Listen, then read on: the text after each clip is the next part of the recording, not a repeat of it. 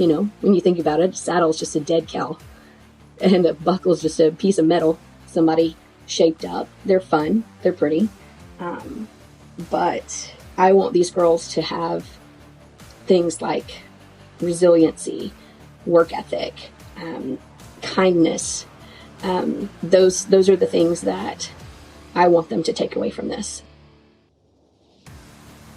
Welcome to Season 2 of the Breakaway Breakdown podcast, the official podcast of the Breakaway Roping Journal. This season, we're bringing you all the interviews you love with the top ropers in the game, news about what's happening in the industry, training tips, and so much more. Plus, we're expanding to bring you news from other events that you love, like goat tying and tie-down roping. I'm your host, Casey Allen. Let's jump in. You guys, I could not be more excited for today's episode because it is our first official goat tying breakdown here on the Breakaway Breakdown podcast. And who better to start things off than the one and only mastermind behind Next Level Goat Tying, Stacey Martin. Now, Stacey has arguably one of the most successful goat tying programs ever created. She has helped push the sport into the 21st century, and she has transformed countless athletes into champions. I'm telling you guys, if you haven't heard of Stacey, you have heard of some of the A-listers that she has coached. We're talking high school national champions, college national champions, you name it. But before she dedicated her life to coaching, Stacey actually spent 2 decades as a chemistry and physics teacher. So she was in the classroom learning all these practices, learning about science, and you're going to see how her background in physics actually gets applied to her goat tying program. You're not only going to get to know how Stacey coaches on this episode, you're going to get to know her on a personal level. We're going to go through her background as an athlete, how she got into coaching.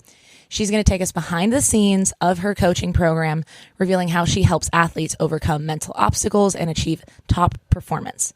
She trains for physical fitness. She helps shape her athletes into exceptional individuals by teaching them life skills that will help them outside of the arena.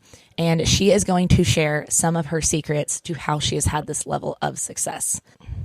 Miss Stacey is also the women's coach down at Panola College. So she's going to talk a little bit about her coaching and her college program down there. And you are in for a real treat because she is going to delve into the evolution of goat tying through the decades. Have you guys been wondering how we're seeing these insanely fast 5-second runs at places like Casper, Wyoming and others? Stacey's going to let you in on how those runs are happening because it's not just the girls learning to tie faster. She's also going to let us know how they find and train great goat tying horses, what they're looking for, and how they get those crazy creatures down the alleyway to run in a straight line while they catapult off the side. And just when you think we're done, no. Stacey leaves us with some serious life advice that I think will hit you guys pretty deep. She talks about the passing of one of the young women in the goat tying community that just made an impact on so many people. And she explains what it means to live like Laramie. So sit down, enjoy. This is a little bit longer episode, but I am telling you guys, it is worth hanging on until the very last word. If you're not a goat tying fan, doesn't matter. Come on in. You're going to have a great time. I have never successfully completed a goat tying run. You're going to hear about my attempts at trying goat tying, but I learned so much from this episode, just like I learn every time I speak to Stacey. Also, this episode is brought to you by Equinity. I'm going to explain to you guys at the commercial break how you can give your horse the Equinity edge. Without further ado, let's jump in. All right, Miss Stacey, I am so excited. I've wanted to have you on for a while, obviously, and although I am not a goat tyer, I have love for the goat tying community, so super excited about this episode, and I just want to kick things off by getting into your background a little bit and kind of letting people get to know you. Awesome. Well, we are very excited to become part of the breakawayroping.com family and be able to get this information to kids that maybe wouldn't otherwise have the opportunity to come to a clinic. So this is fantastic. So we are so excited to kind of get things kicked off. We've been we filmed in September, and it was that random 100-degree day. So don't be judging how hot we all look in those videos, because it was a miserable day that day. But don't judge that. Just go with the content. I have always loved tying goats because my family didn't have a lot of money for barrel horses and things like that. I still loved running barrels and poles and roping, did all those events growing up. But goat tying was always kind of my true love. Went to nationals my junior year for Louisiana, and then come back my senior year and tore my ACL. And that was in 1996. So that was pretty much almost like a career-ending injury for a goat tyer then. I didn't know anyone that had torn their ACL. We didn't have the internet. We didn't have all of the things that these guys have. So I had my surgery. I had a scholarship, was supposed to go to Tarleton, lost my scholarship, and stayed home at Northwestern State in Natchitoches. And so spent a year kind of rehabbing. And I thought when that happened, that was the worst thing in the world could happen to me. I was a probably pretty miserable person to be around for quite a while. And looking back, that is what put me here, because that year that I spent rehabbing, I knew what I was doing then was not going to be competitive like I wanted it to be. I knew the horse that I had was not going to allow me to be competitive, because she was the old school kind, the stopping kind, right? So I bought another horse and trained her in that off time. And I just really kind of changed and developed what we're doing now. I had a tape of the CNFR. I don't even know what, there's like 5 or 6 runs from the CNFR, and I watched that VHS tape. These kids might not even remember the VHS tape, but I had the old video camera, that we traveled with in the suitcase. I had that, and I had that VHS tape, and I'd video what I was doing, and then I would go back and watch that VHS tape. So I pulled some things from girls that I liked, and just spent that year, really working to develop that. And I went to the Little Britches finals. Once I got released, I was able to get qualified for that. And I missed winning the Little Britches finals that year by 0.05 of a second. So that made me realize how important time was. And I really worked hard on getting out every possible 100th of a second out of our runs, because I know how important it is. So go to college, have a really good first year, and have a barrel horse follow me my sophomore year. And the doctor said, like, you'd have been better off to break your ankle, because it just stretched everything in my ankle. And I was supposed to be off for 8 months, is what he told me. And I said, well, I have a rodeo on Thursday. So I just lived in the training room and just really tried to finish out the year. And it was dumb. Looking back now, I should have done what the doctor said. But I didn't. Come back that next year, and I think I'm healthy. And we didn't have the drag rule in college. So when we went to the first college rodeo, which was Sam Houston, and if you've ever been to that Huntsville arena there, the old one outdoors at the fairgrounds, that is the deepest sand you will ever ride in, probably. Other barrel racers know it's faster if it's got 3 inches of rain on it. And so no drag rules. So they ran 60 tie down ropers, 60 breakaway ropers, bulldoggers, team ropers, never drug, and then stuck a goat at the end of the arena. And I go hauling down there and step off and tear my ankle up again. So there goes my 3rd year of college rodeo. And I, again, should have just waved the white flag, at least for the first semester, and let it recover. I didn't.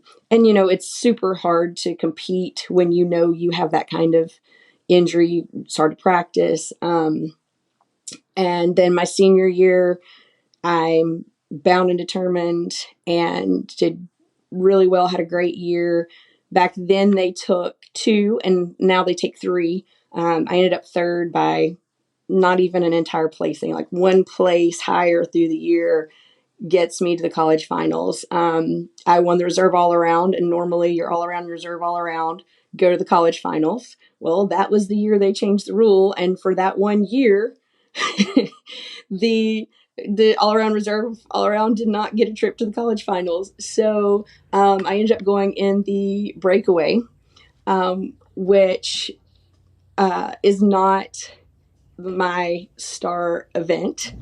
And so I went to the college finals and breakaway that year. And not the goats, missed it by the narrowest of margins, but it really made me appreciative. Looking back now, when you see how everything falls out, you just know like there is a plan. 100% there is a plan. And I have learned so much about that through my process. So when, just like at the last few region rodeos, and these girls are, it's hard. They don't make the college finals, and I'm just like, you know what, you may be being called for something else. And so that's kind of my competitive story. There was no place for us to compete after college. There weren't any open goat tyings or anything like there is now. So I had to sell my horse and did some, went to the amateurs, breakaway roping, running barrels, train barrel and pole horses for years. And it was kind of a fluke that I started goat tying clinics because I was very poor in college. Like, did not have a truck, did not have a trailer, had to pay my own way and everything. My parents supported me through high school rodeo, and then they were just like, you know what? We support you, like, good job, wish you the best of luck. But if you want to college rodeo or do anything with horses after high school, it's on your dime.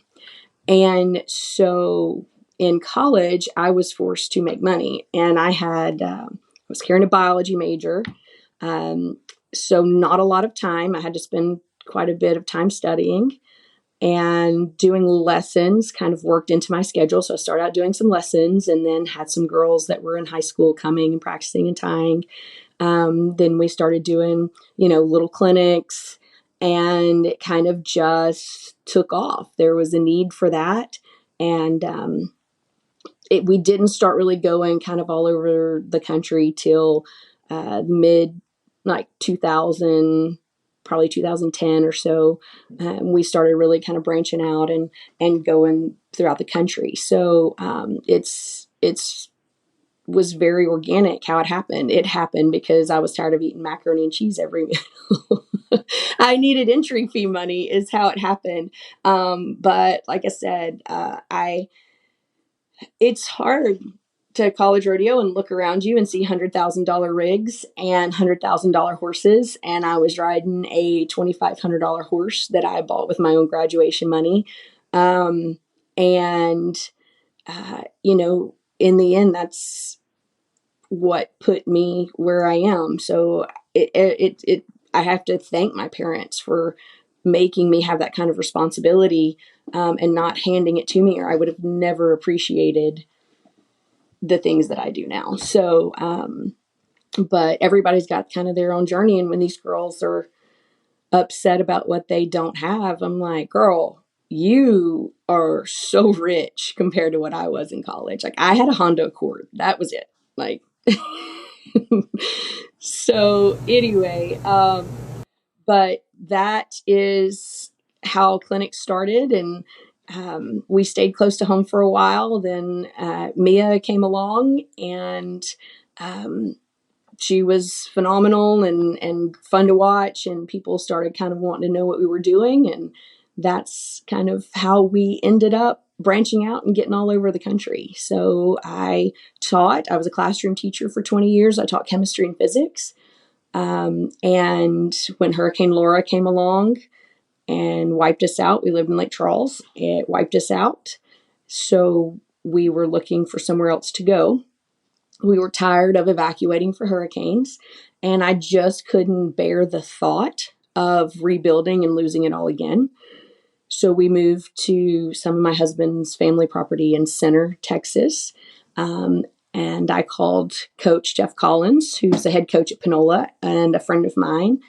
And I asked him, I said, Coach, do you have an assistant position? And if you do, I would like to apply for it. And he's like, we don't, but we are about to. And he kind of made a position there for me for the women's coach. So that's how I ended up at Panola.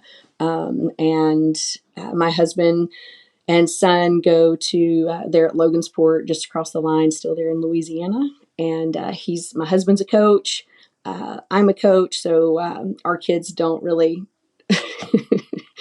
they don't really have that laid back attitude. They're competitors. And Murphy is a competitor now from 3 years old, just kind of has that go get 'em attitude. So it'll be interesting to see what she chooses to compete in. No, I think that's so interesting. And like, it's so cool to see, because I know you as just this woman who built up this incredible coaching program. You have your family, you're coaching now, coaching outside of Panola with Next Level Goat Tying. And it's so interesting to hear the things along the way that led to that, because even if you didn't have the most incredible career because of injuries as a competitor, for me, it's really exciting to see somebody who came back and found their place in the industry, making champions for years to come. So I think there's definitely something to be said for that. And for anybody who was asking at the beginning, the videos we were referencing are the breakawayroping.com videos. We just rolled out a series with Miss Stacey. We covered just a lot of the 101 basics. I got a crash course in goat tying that day. Our videographer was on the Goat Saver. Her girls definitely work harder than most teenagers, most college students that I've ever met.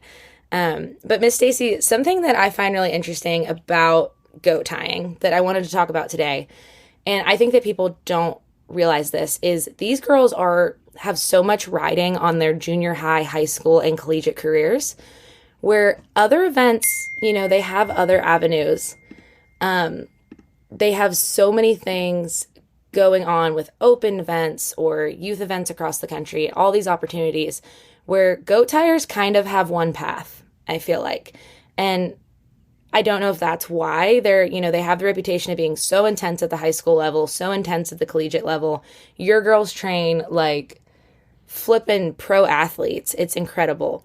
But can you just talk a little bit about that, about how concentrated and how serious these girls' careers get from such a young age, where some other events, they don't have that much pressure on the younger ages? Absolutely. So you're right. Like, we have the shortest careers in rodeo.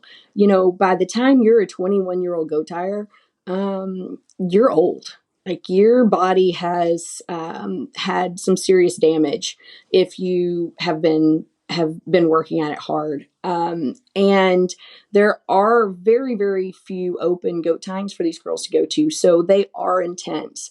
And, I think it comes with that this sport is so physical, and if you want to be good at it and you love it, you have to put so much work into it to be good. I'm talking about, like you said, these girls train, and I'm talking about, for example, Kristen Reeves. She set the record last year at the CNFR. She's worked harder this year than she did the year before trying to set it's every single day. And so there is this love, and they are intense. I think that gets misconstrued sometimes in youth rodeo, where I feel like sometimes we're the redheaded stepchildren. And most of these associations are kind of run by men, and I think sometimes they believe they have the best interests at heart, but we're reaching out, trying to ask them for things that would make our sport better. And I think that they get this, goat tying moms have this reputation, but on the flip side of that, like, we only get a couple of shots. Like, this is it. Like, the CNFR is our NFR. And thankfully, college rodeo takes the goat tying very seriously. And I love that about college rodeo. Like, they have an appreciation for these girls and they want to do it right. And I love that about that level of rodeo. But you have to have such a commitment, and it's heartbreaking because as soon as you kind of get good at it, it feels like it's over. Right. And that's this time of year. It's just sad to see all these girls. And I've been so fortunate to watch them grow up through junior high and high school. And they're hanging up their boots, and maybe they made the college finals and checked that goal off their list. And maybe they didn't make the college finals. But for those of you that didn't knock out that last goal, there is a reason, right? Like, I promise you, you may not see it for 5 or 10 years, but you learn something from that experience, and we wouldn't change it. Like, we go out and practice because we absolutely love it, right? Win or lose, we love the process. And I think that's the thing about these girls, why they get this intense reputation, is just the love of the sport. And there are people, Russ Mannion started Tie for the Crown, and that is it's definitely one of the largest goat tyings in the country. I think Kristen won that this year. I think she won almost, 10,000 that week. And then we just finished Lariat's goat tying, which is probably the second largest. And I think Kristen won that one as well. I want to say she won a little bit over 5,000 and some really cool awards, so there are some options starting to open up.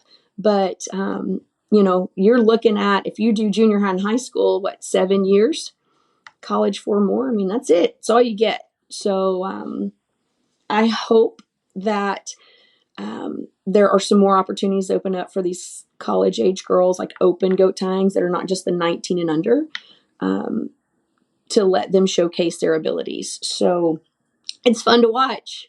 You ask anybody what their favorite event at the college finals is, and they're going to tell you the goat tying. I had a bullfighter one time tell me when he worked the CNFR, he wouldn't go get dressed until after the goat tying because it was his favorite event to watch at the college finals. So yeah, they're intense, but come on, you have to be to step off a horse running 30 miles an hour.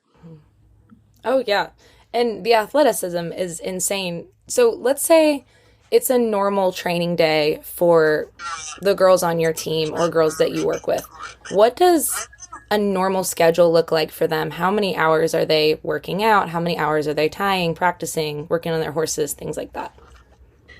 So a lot of our girls are in a program with Carly Green that is very specific to what they're doing in the goat tying. And so that is online, and it can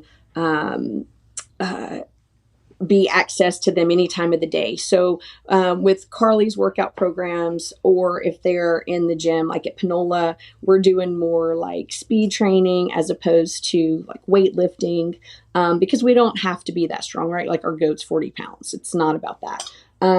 We need fast feet, and that's kind of what we're working on. So we'll warm up. We'll let the girls go slow, go through their drills, make sure everything's right. We will get out a stopwatch. We will put some pressure on them, let them make some fast runs, put them through different situations, which we kind of talk about those drills and situations in the videos on the breakawayopen.com.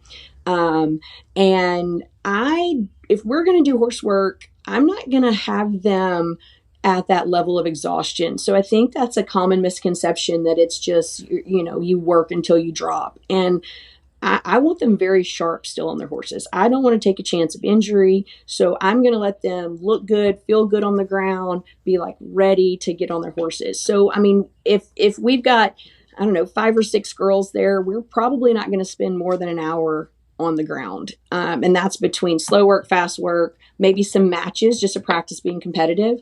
And then we're going to get on horses, and we're not going to make more than about 3 or 4 runs on the horses. But they're going to be timed because we need data. Like, if you have data, if you can measure it, you can change it. So I'm huge on data.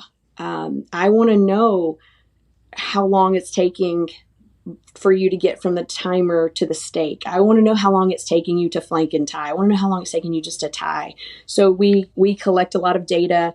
We want to measure progress. So, like I said, our practices are not that long, but they are focused and intense because I don't want them stepping off the horse tired. I just think that creates more problems. And I want every run to count. If you know you only get 3 runs, you make those 3 runs count. Or I was at a clinic in Ohio this weekend. We talked about how many runs do you get at a rodeo? And they were like, 1.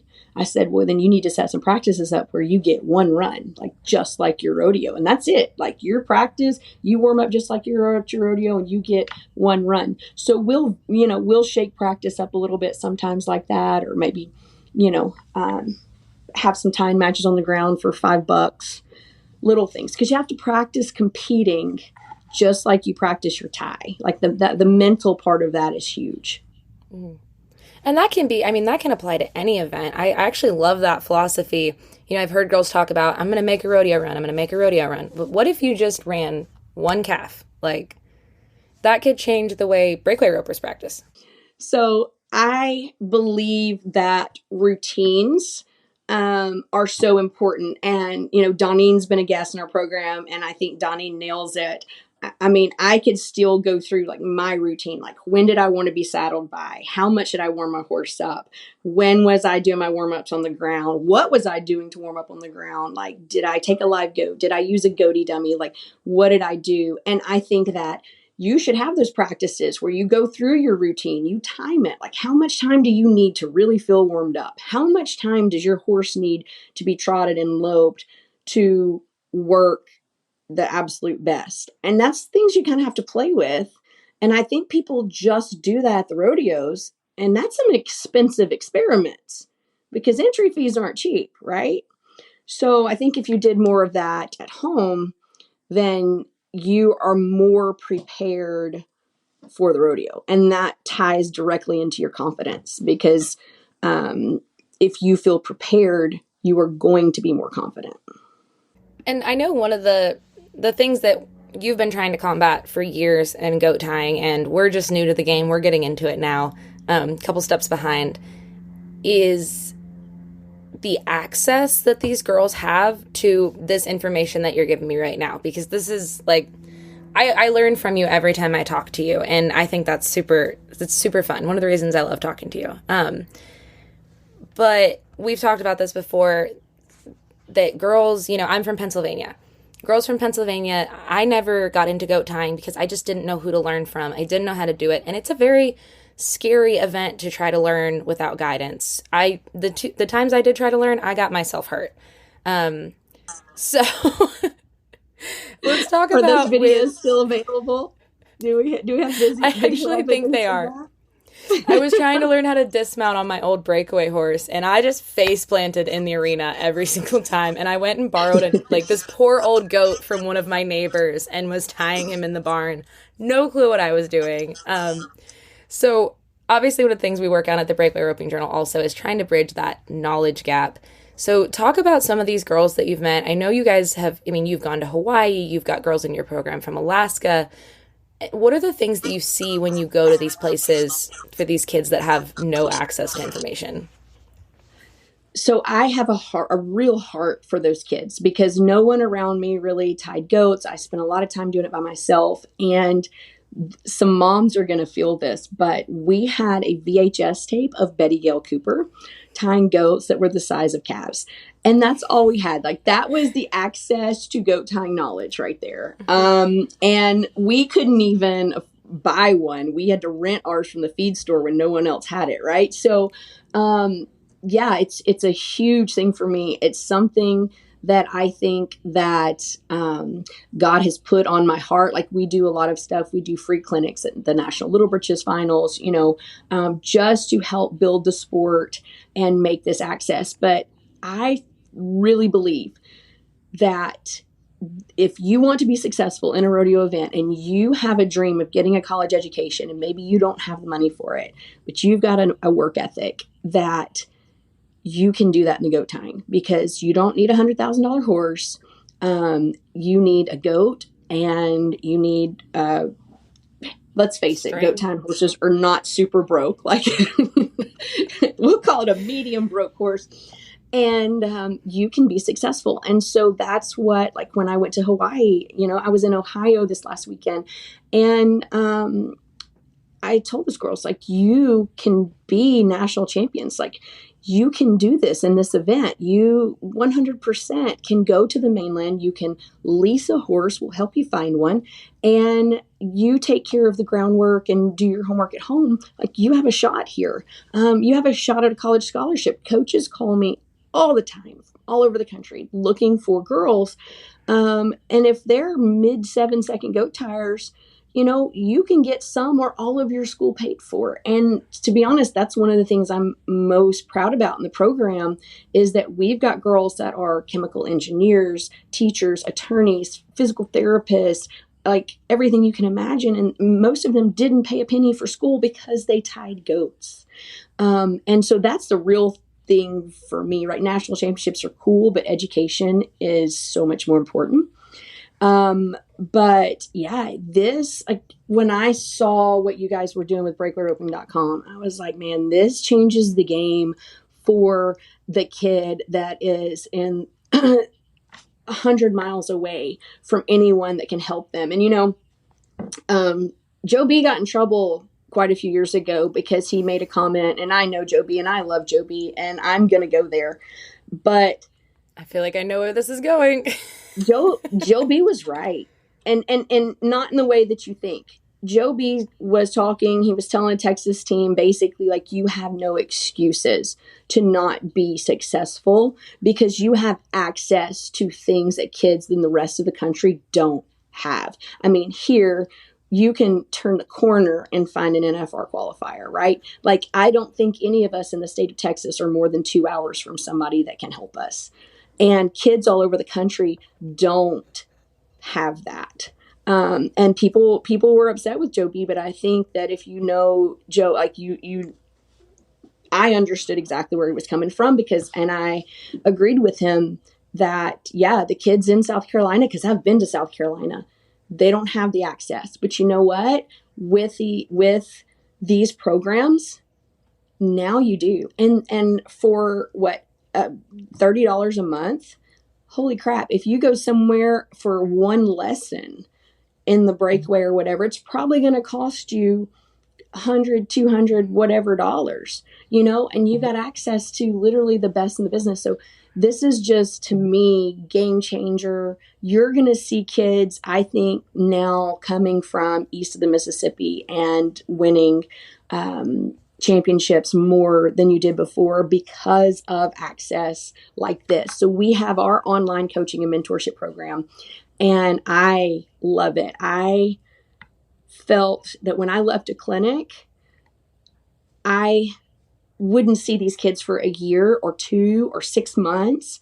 And we just started over again. Like, there has to be a better way. And so we started the online coaching program. So we keep these kids in there. Like, I get to know them. I get to know their horses. I get to know their setups, right? And so it's so easy, and I can critique their videos. We have online guests that help them with everything from, I'll have college coaches in there. I've had Donine in there, everything in the world to help them. And you're right, there's girls from the tip of Florida to Alaska, Hawaii, all over the country. And it's so much fun to see their progress. Like, amazing. Love it.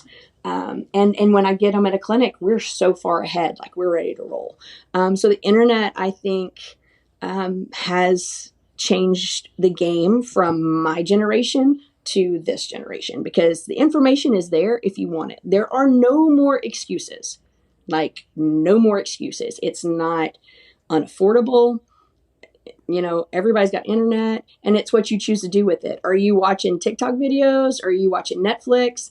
Or are you studying, working, getting better? So I'm so excited to see what this does for these girls that are really trying and really want it.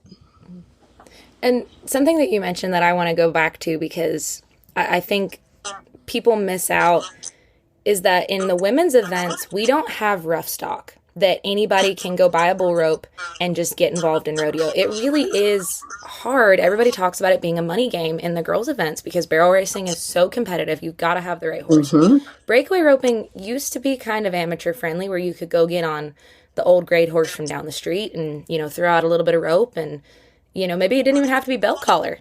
But Right. now it's so intense that if you're not coming out of high school and you can't throw a loop in the 1 second range, it's hard to get anywhere and it's a lot of money to get in.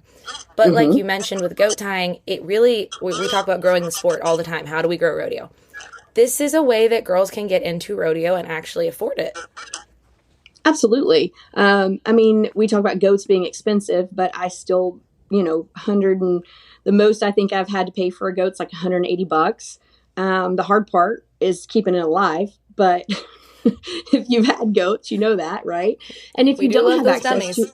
right, exactly. If you don't have access to a goat, there are several dummy options. We prefer the goatee dummies because they stand up and you can do the drills and everything with them. But there are several options out there to fit whatever program you're in. You have horse savers. We have the Cadillac horse savers, and those are around $2,500. It's affordable compared to everything else. I was at a party for my son's kind of football team. And I went inside to get some ice, and some moms were discussing about how cheerleading was going to be $250 this year. And it was ridiculous. And I'm like, I got to get out of here. Like, let me out of here because I'm about to start breaking down like $250. Like, are you kidding me? So yeah, this is extremely affordable. And all of this is what you make it, right? You can go down the road. Like right now, I have a bumper pull trailer and a 3/4 ton truck. You can make it as expensive as you want to, but man, for goat tying, and there's not a goat tying to enter every single weekend, right? So You can't go hit like 7 a week. True, every day of the week where you're at. But it is definitely the affordable option for these kids and parents. And being that kid that grew up that way, I appreciate that. And even our clinics this year are $450. That's less than your entry fees that you pay on a typical weekend, right? Like, it is an affordable option for kids that want to be competitive in rodeo. And it's fun and it's cool. And your kid will learn how to handle success and failure. They will learn how to work hard. And it's just, to me, the best event to really prepare your kids for adulthood. Just how I see it. And I've done them all. Like, it's not like I just grew up tying goats. Like I said, I've been the amateur finals, college finals, everything in the breakaway, trained really nice barrel horses to win finals, like all of those things. And I just know that my best life lessons came from this event. Today's episode is brought to you by Equinity. Equinity Horse XL is a 100% pure amino acid supplement that can help your horse perform better from the cellular level. There is no fillers added, no sugars, no starches, no soy, nothing except 100% pure amino acids. What this does for your horse is it can help them from the cellular level perform better. We're talking quicker muscle recovery and stronger collagen for a healthier coat and bones. It can help increase focus, help regulate the gut, so many different things. And you can actually use it in combination with Equinity Ultimate OEC. That's a liquid supplement that has a flaxseed-based omega-3 oil, natural vitamin E, colloidal silver, and other ingredients that are there specifically to help your horse from the cellular level. It helps support cardiovascular health, joint health, healthier skin and coat, gastric health, and can help increase immune function. We are so grateful for Equinity for bringing us this episode today. And if you want more information about their products, you've got to check out teamequinity.com. That's teamequinity.com to check out Equinity Horse XL and Equinity Ultimate OEC.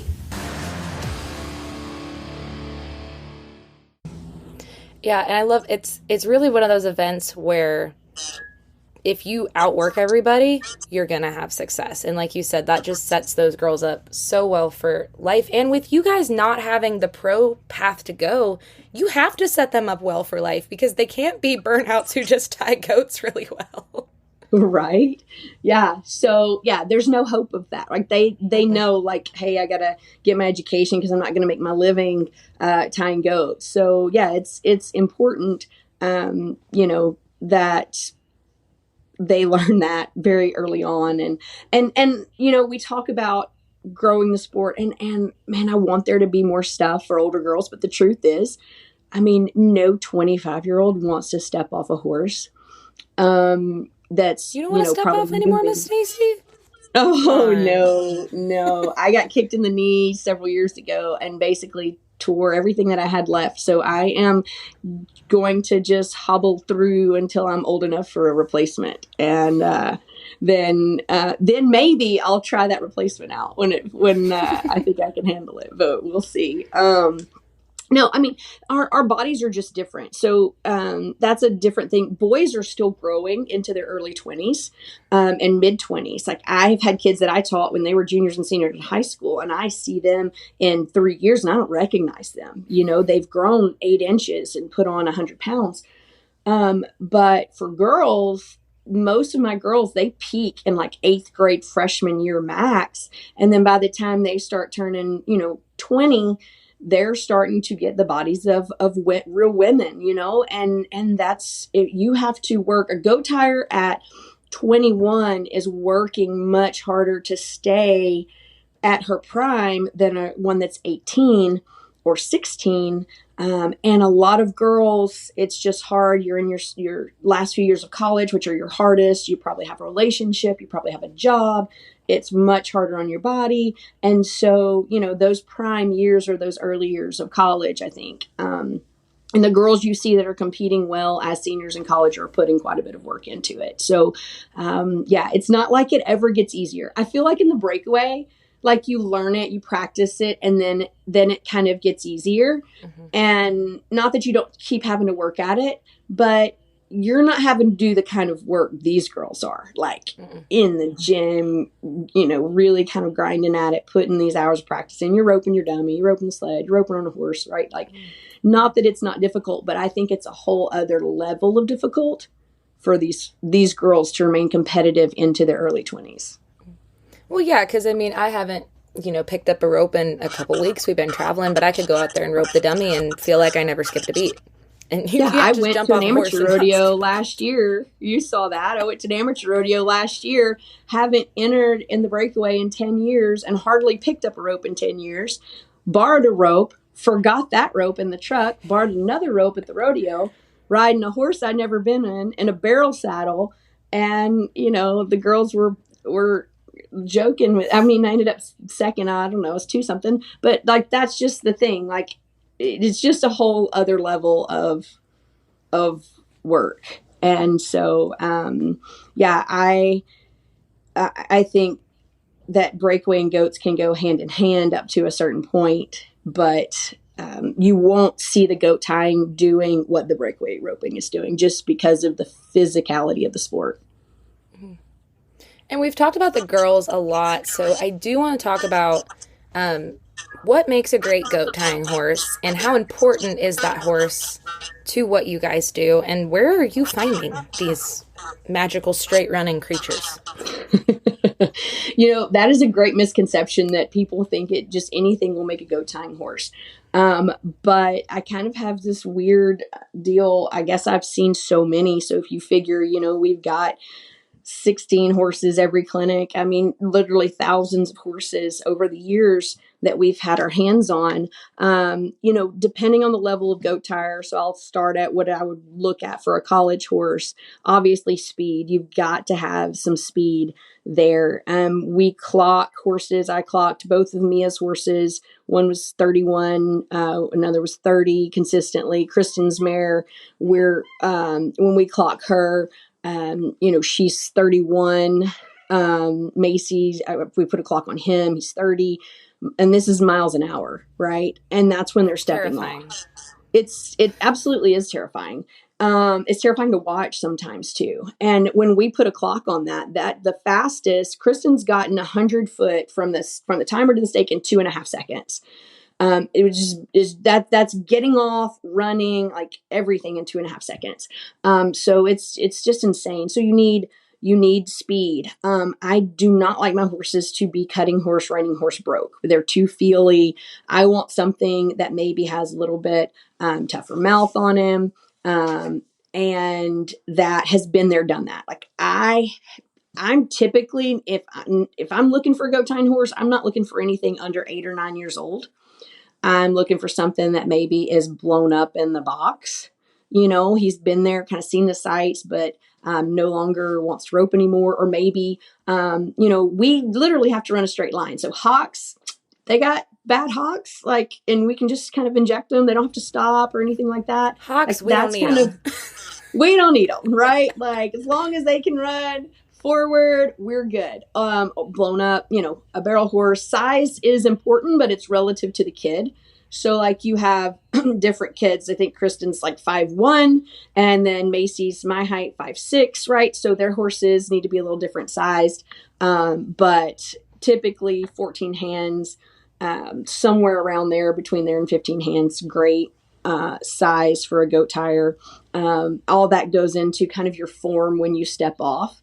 If you have to overcompensate for the height of that horse, one way or the other, it's going to really mess with the throw that you get from that horse. One thing that I look for is that horse's stride. If you have a horse that's short in the front end, maybe they're navicular, or have some foot problems, they're not going to have that reach when they run. And that reach is what propels and throws these girls to the goat.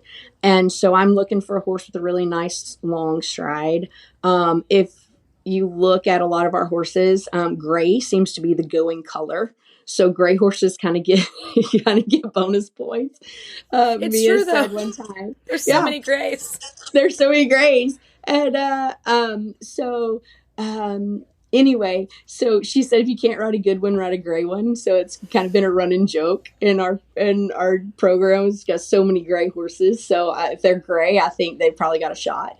But anyway, yeah, just like I said, nothing young. It's really hard on their brains if they're 4 or 5 years old. They're just not really ready for that. So we've been fortunate. I get some horses that the girls make fun of me for. This last one, we got one. His name was Chuck, and he's so ugly. Like, he is probably one of the ugliest horses I've ever seen. And they laughed about this horse, and then all of a sudden, now Chuck is doing really well, and they're like, "Oh, look at Chuck." I'm like, "Yeah." So I don't know. It's kind of a feeling of having my hands on so many horses, that, and I can't dismount anymore. The girls are kind of my legs. I just kind of tell them, do this, go this speed, whatever. But it's just experience is a lot of it. And there's a vast shortage of these great horses. There really is. Most of ours don't really come up for sale. They just kind of get passed down to different levels of kids. And if you have a good goat tying horse, the prices on goat tying horses have gone up just like everything else. Not 100,000, but I mean, you can expect, if you want a good solid college rodeo horse that's fairly sound, you can expect to pay 10 for them. Fairly sound. We don't need full soundness. Look, all we need is fairly sound. Like, it's great if they're sound, but yeah, you guys are like, we'll take what we can get.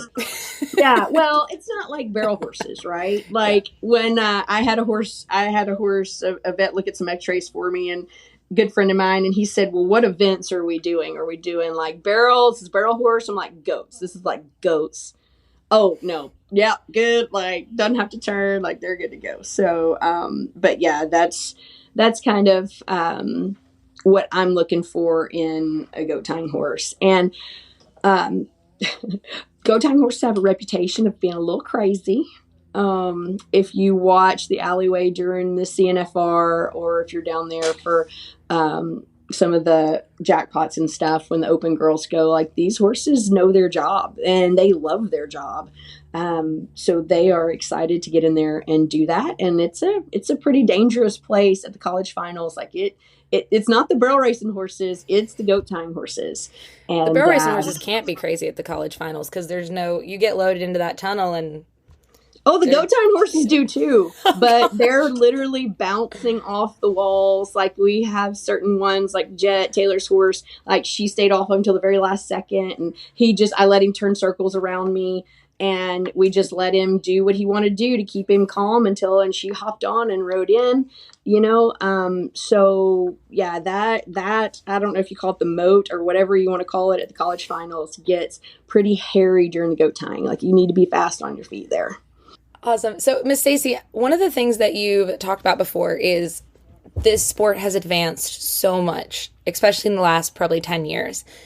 What are some of the things that have helped advance the sport? Is it more knowledge? Is it the stock? What are kind of the top 3 things that you think have helped? I mean, because we were not seeing girls tie in the 5s 10 years ago, I don't think. No, I don't think either.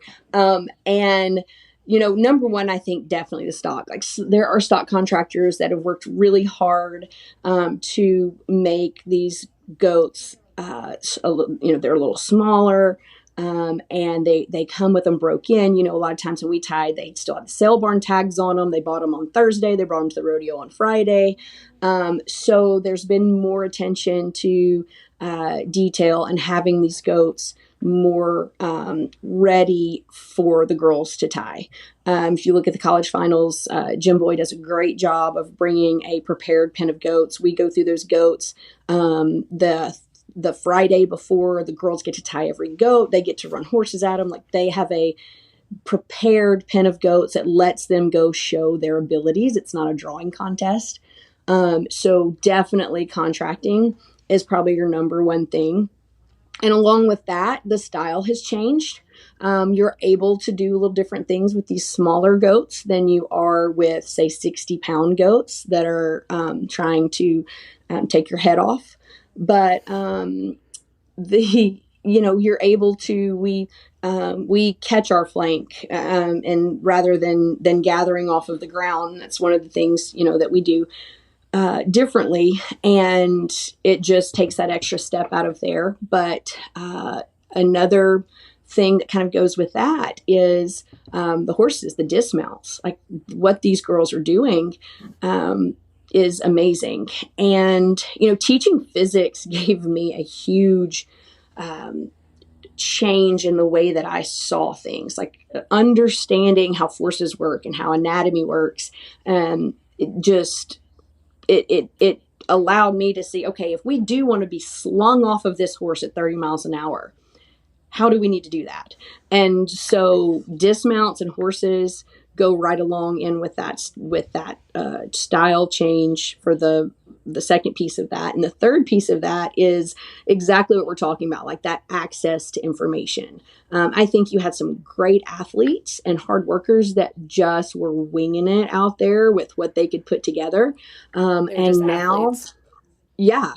And now they've got access to information.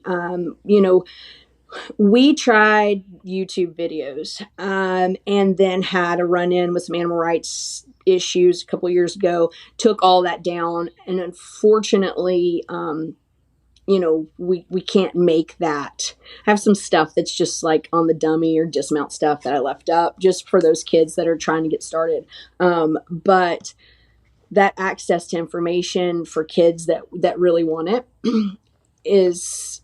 And I think we're just at honestly, even the beginning of that. I want to see, like, 5.5 was cool at the college finals last year. It was fun. I want to see 5.4 this year. Like, I just want to see it keep getting faster, right? Like, these girls work hard, and I think they're going to continue to get faster. It's going to get better and better because of those three things. I think.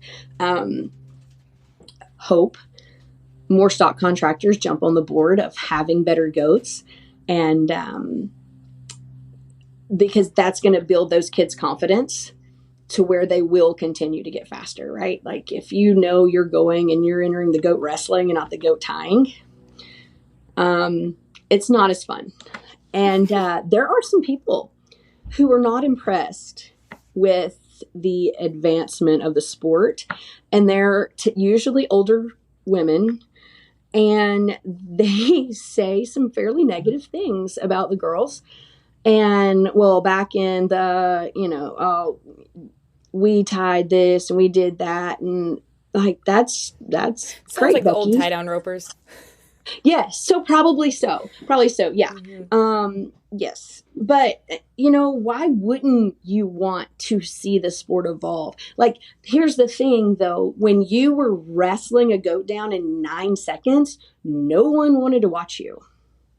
True story, right? Yeah. These girls now put on a show wherever they go. Look at the top 10 match at Fort Worth at the Patriot. Like, that was such a cool deal. And if you run that thing 10 times, you get 10 different winners. Those girls, every one of them were so good. And, it was amazing to me. We did that during that invitational calf roping, and it was in between the go-rounds of the calf roping. Well, I walk up after the last round, and they've still got the short round of the calf roping. And that place had cleared out. Like, a lot of people came to watch those girls. And it aired, and it was the first thing that aired on the Cowgirl channel. And somebody was like, well, I think it's ridiculous that the first thing that airs on the Cowgirl channel is a calf roping. And I'm like, well, actually, it was a goat tying. And in the intermission of goat tying, they had a little calf roping, so it's all in perspective. Like, how are you choosing to look at it? Like, I was excited that we got those girls out there, for on the Cowgirl channel, and that was the first thing that it showed was the goat tying. So anyway, and it's easier when it's good watching. It's easier on the animals. It's easier on the girls. Like, you have less animal rights issues because they've learned how to take care of the animal. The animal's not fighting them. It's more fun for the goat. Like, exactly. Yeah. Yep. And we, we're going to need that to protect our sport, right? Like, nobody wants to see that goat out there straining or running in front of a horse and getting run over. Like, nobody wants to see that stuff. We do like a little scorpioning. Okay. Scorpioning? So true story. True story. The Rex are everybody's favorite. They're mine too. They're mine too. I get it. So if you look on my TikTok channel, you like the Rex where nobody gets too hurt. Too hurt, right? So if you look at my TikTok channel, we've got one that is a wreck, and it's got over 3 million views now, right? Like, all of the wreck videos have a bunch of views, and other videos do not have as many views. And so I'm going to put that out there. Like, the wrecks are what sells. And the girls like the wrecks too. Like, they like their wreck videos. So, but it's pretty cool to see that, and these girls getting up. And my favorite is, and I need to put this together. We might have to work together on collaborate on a TikTok video. But my favorite is these goat tying moms. They don't play. Like, they don't play. Like, I have seen videos of girls coming down and hitting so hard they have knocked themselves out. Like, Susie is laying there unconscious, and mom's like, get up, or this kid is hit so hard they don't know what state they're in. Their mom's like, hustle. So go tie mamas.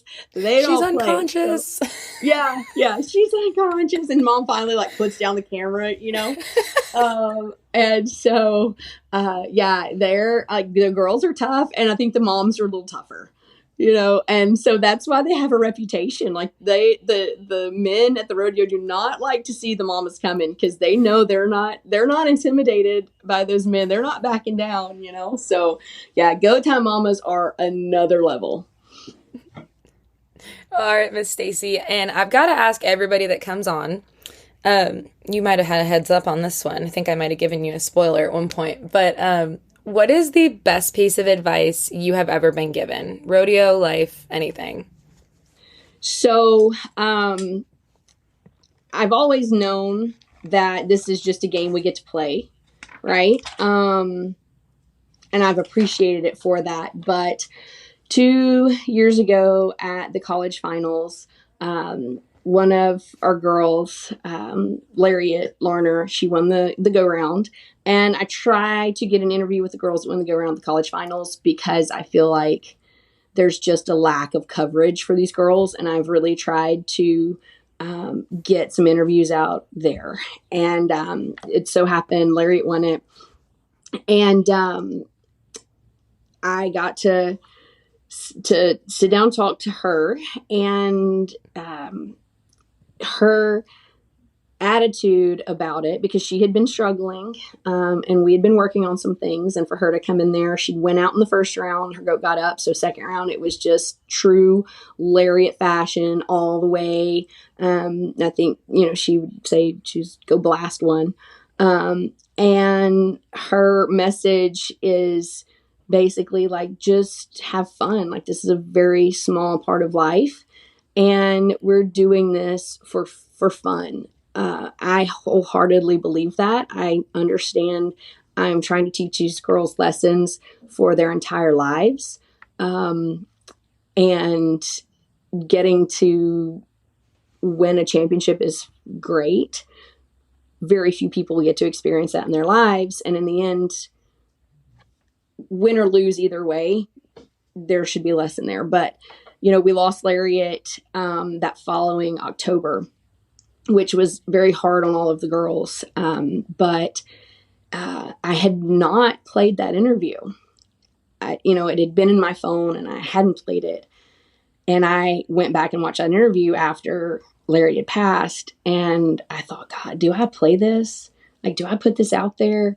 And you would not believe the number of people who said, like, I needed to hear that. Like, I need to hear that. Thank you so much.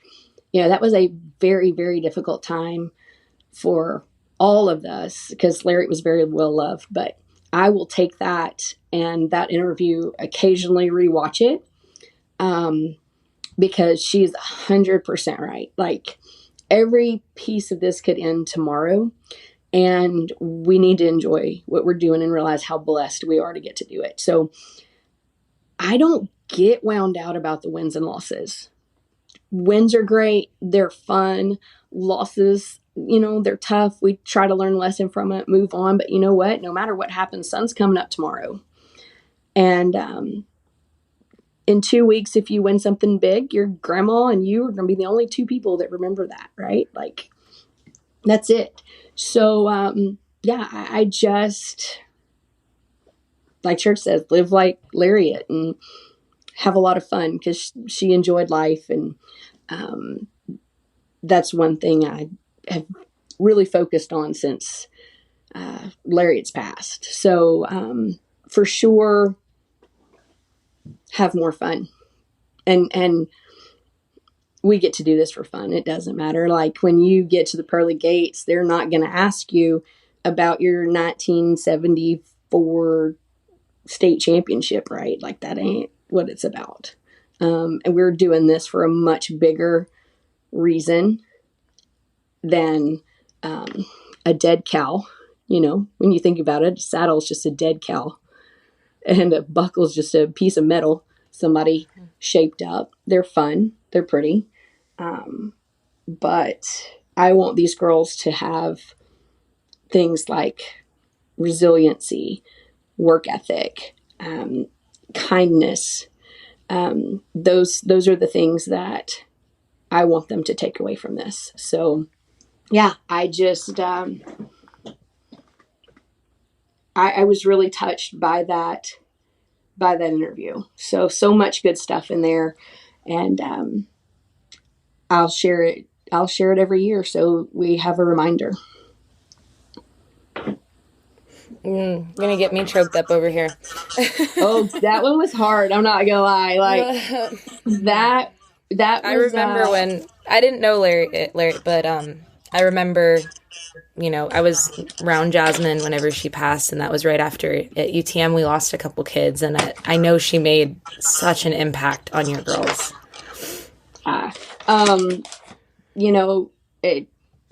And like the younger kids loved her. She was fun. There is another thing, and this kind of hit me. I love podcasts. They're such a great way to get knowledge and pass the time. And there's one that we listen to called Building Championship Mindsets. And when I heard this, man, I had to like replay it 2 or 3 times because it was so profound. And it said, when you know who you are and whose you are and what you're trying to do in the world, the highs and the lows and potential failures don't even matter. And that your ego isn't attached to wins and losses when you know who you are and whose you are. And so, yeah, everything is part of a plan from someone who knows a whole lot more about our lives than we do. And you got to give it up to that plan. You can't just like the plan when things are going well, right? You can't just like the plan when you win. So you have to appreciate the plan along the way. Every time I look back and I think that was something horrible that happened to me, it was a life-changing thing in the most positive way. I just don't, like, you'll never see me in the alleyway with a frown on my face or upset because one of the kids didn't win or whatever, like, because, man, something great is going to come from that. Like, I have no doubts. And that is part of God's plan for that kid.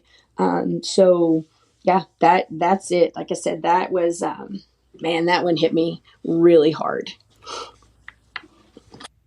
Well, Miss Stacey, I want to thank you for coming on and talking to me today and just giving everybody a little bit more insight into what you guys do and the incredible program you've set up. And we are so excited for this goat tying launch on breakawayroping.com. And I know we're a little bit late to the party. Like I said, you guys have been doing it for years, but we're just happy to finally get in and get to learn and get some exposure for these girls that work so hard. And we're so happy that you guys chose to recognize these girls that work so hard and recognize that there was a giant hole there in this industry. And so I think it's going to be so great. I think this truly could be life-changing for some kid, a kid that maybe didn't have the means to go to college, but figures out this is a way and ends up getting an education because of it. And like I said, you're literally changing lives whenever you put this out there. So for those kids that want it, man, it's going to be amazing. I'm telling you guys, sometimes when I just need a different perspective or a little bit of inspiration, I personally will call Stacey and talk to her because she is always so full of knowledge and understanding, and she's just a great coach and friend and mentor. So I hope that you guys enjoyed this conversation as much as I enjoyed getting to talk to Stacey. And let us know if you guys love this goat tying breakdown and you guys are enjoying the goat tying content. We've been having a lot of fun over at breakawayroping.com. We've got an entire 101 instructional series with Stacey, and along with other coaches that are coming soon, like Danny Lohman, and we've got Martha and Sarah Angeloni, and of course, all the greats from before, Larry D. Guy, Hope Thompson, Kelsey Domer, Shelby Beaujolais, Josie Connor, Bethany Schaffner. Listen, if they're cool, they're there. Erin Johnson, she's there too. Everybody comes to hang out at breakawayroping.com. We have a great time. There's so much for you guys to learn in there. We live stream ropings. If you haven't got to check out that site, go check it out. Sign up for a free trial. If you're feeling it, use the code BREAKDOWN15 if you like getting a discount, because, I mean, who doesn't like getting a discount?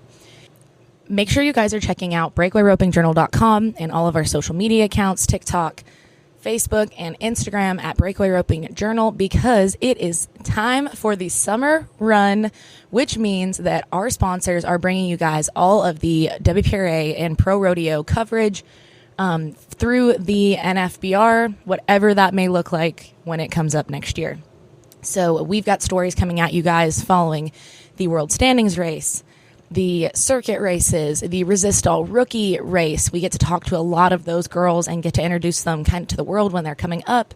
And of course, we are covering the best horses in the game and giving you profiles on them as well. So Stay tuned on our website and social. Like I said, we are bringing you guys tons of videos and pictures and articles and just everything. It's a party over here at the Breakaway Roping Journal this summer, and I am so excited you guys are along for the ride. So also, this episode was brought to you by Equinity, so make sure to check out www.teamequinity.com and find out how you can get your horse the Equinity edge. Until next time, thank you guys so much, and I cannot wait to show you what we have in store for the rest of this season. Wherever you're at, I hope that you are kicking tail, hitting your goals, and having a blast. Thank you so much.